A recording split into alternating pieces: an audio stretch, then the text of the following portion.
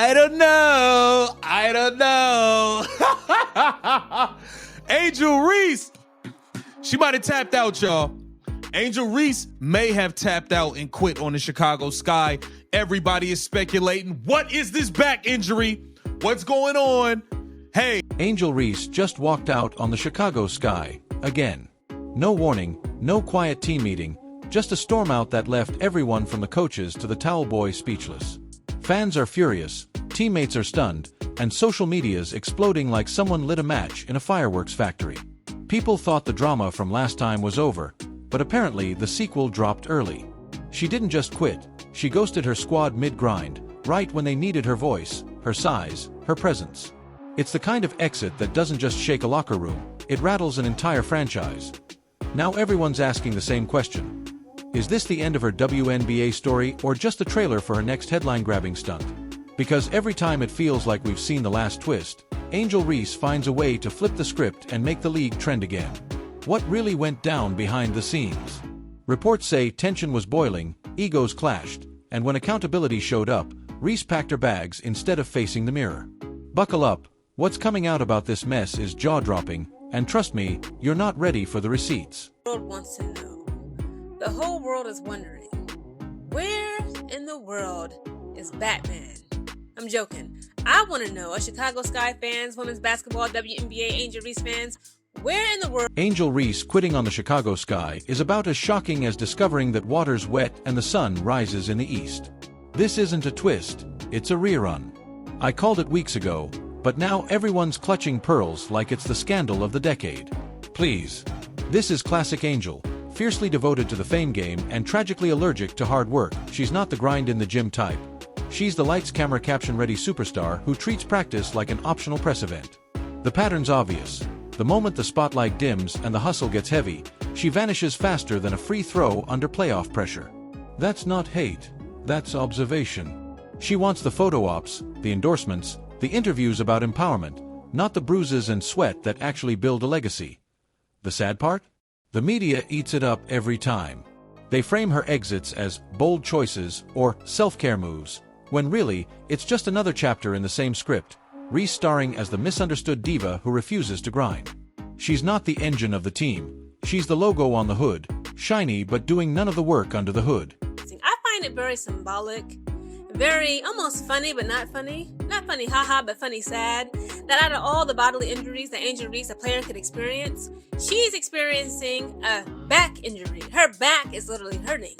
And is it because that she is tired of carrying the weight of the Chicago Sky on her back, being that floor general and that floor leader?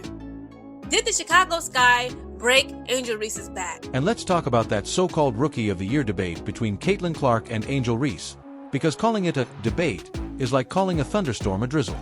It was never close, not in the stats, not in the tape, not even in the imagination of serious analysts. The only place it was close was in the minds of media execs desperate for drama to sell clicks. Clark was rewriting history books. Reese was rewriting Instagram captions. One was carrying a franchise, the other was carrying a ring light.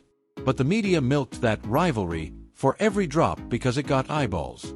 Clark dominating every night doesn't trend like two rookies being neck and neck. If we're being brutally honest, Reese stayed in the conversation because she's a walking headline. Loud, flashy, and controversy-friendly, she knows how to command attention even when the scoreboard doesn't. But the game tape doesn't lie. Clark's numbers scream excellence, Reese's whisper, maybe next year. And that whisper's getting quieter by the week. The league doesn't reward drama long-term, it rewards dominance. Listen, everybody is ablaze right now. Everybody's wondering, what is really going on with Angel Reese? Has she just flat out quit again? Has she quit on the Chicago Sky?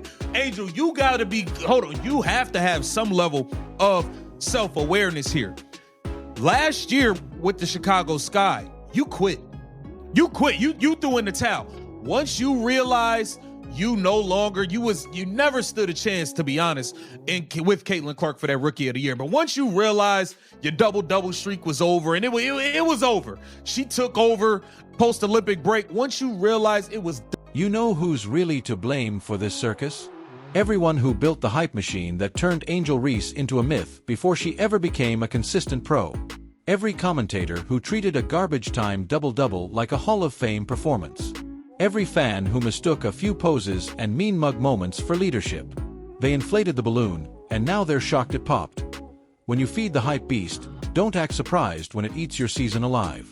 Chicago handed her the keys to the franchise thinking she'd drive them into contention. But you can't win games when your driver doesn't even like the car. The Sky didn't get a leader, they got a brand ambassador.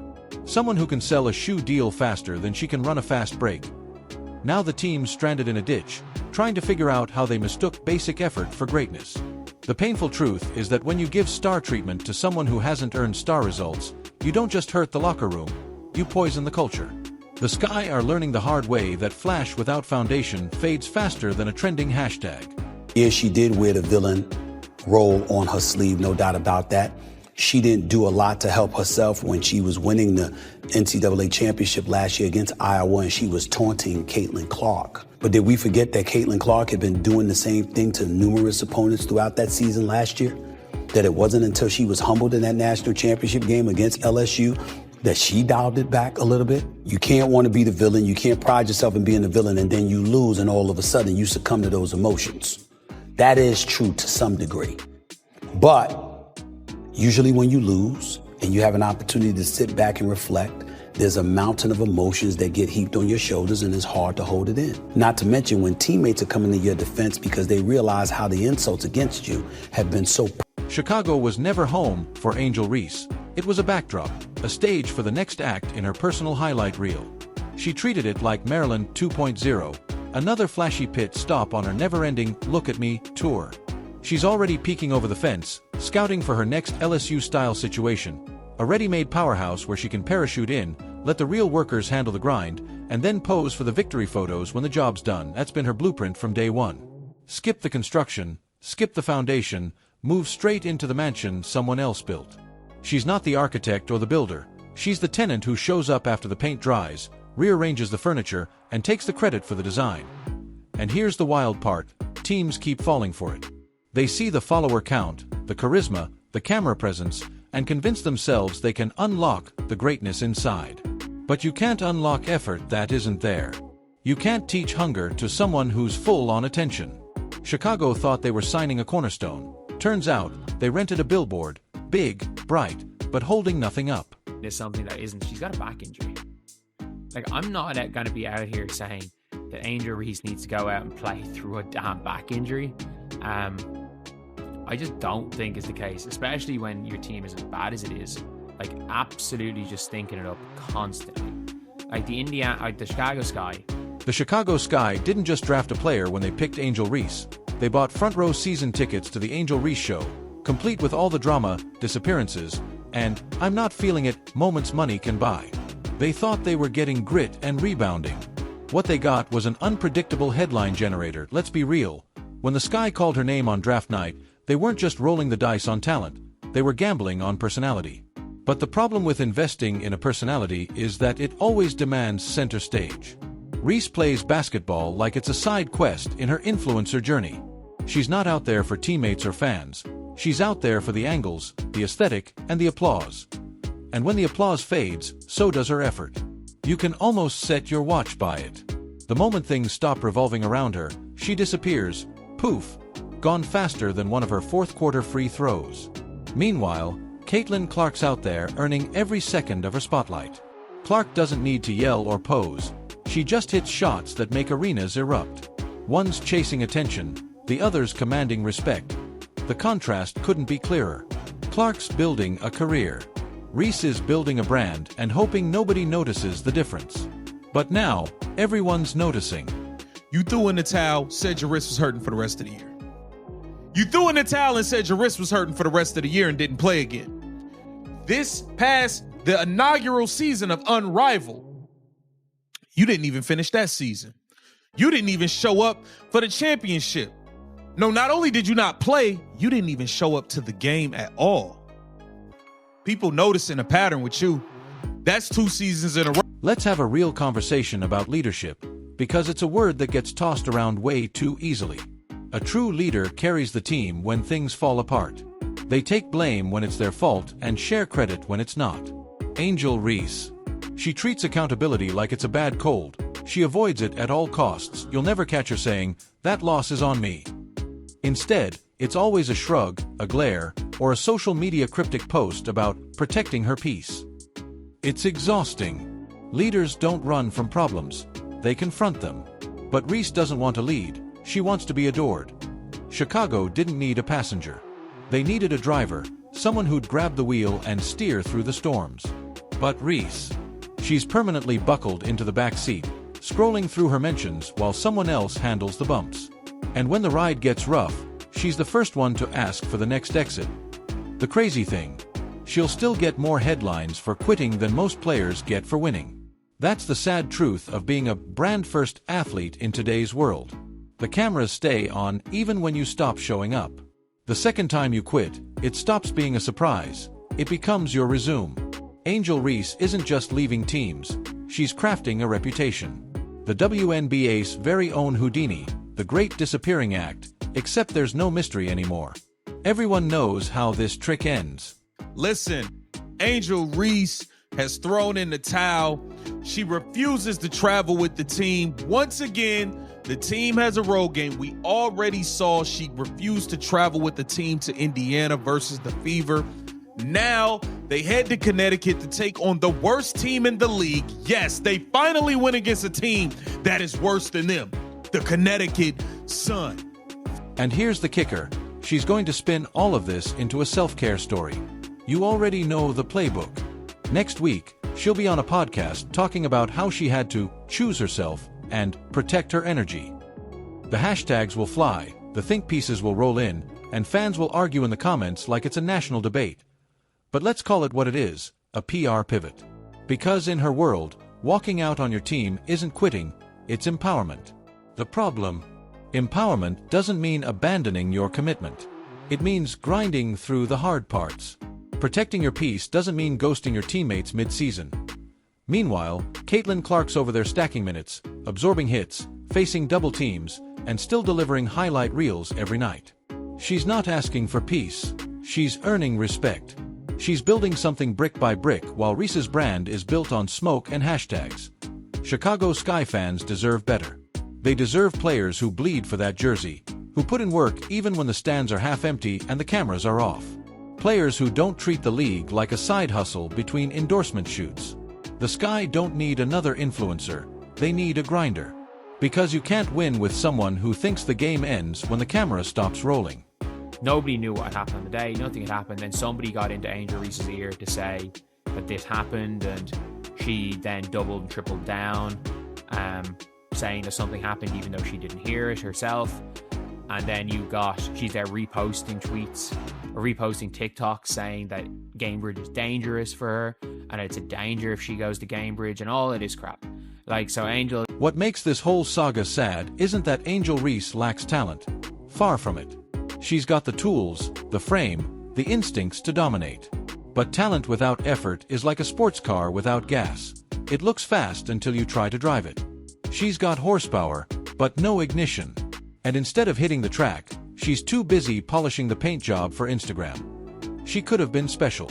She could have been the next big force in women's basketball. But instead of pushing limits, she's curating content. That's the tragic part. The game's in her hands, but her focus is in her phone. And no, I'm not shocked she quit again. I said this weeks ago, and I'll keep saying it, Angel Reese doesn't want to play basketball. She wants to be famous because of basketball. There's a big difference. The hustle, the grind, the 6 a.m. practices, that's not her thing. She's chasing cameras, not championships. If she does land on another team, let's hope they know what they're signing up for. It's not a power forward, it's a storyline. You get the rebounds and the brand deals, but the minute adversity hits, she's gone, leaving behind a trail of what-ifs and post-game captions. No refunds, no guarantees, just the Angel Reese experience, equal parts hype, heartbreak, and headlines. Speculation going on saying of course, because she has injured her back unfortunately at the tender age of 23, might I add, that she is still going through the rehabilitation process. But people are so anxious to see just when exactly will Angel Reese return in this current 2025 season. Because again, guys, today is what, August 14th. The freaking playoffs is just some weeks away, and we all know, again, we got to have that come to Jesus moment. If you haven't had it yet, come here, come to me.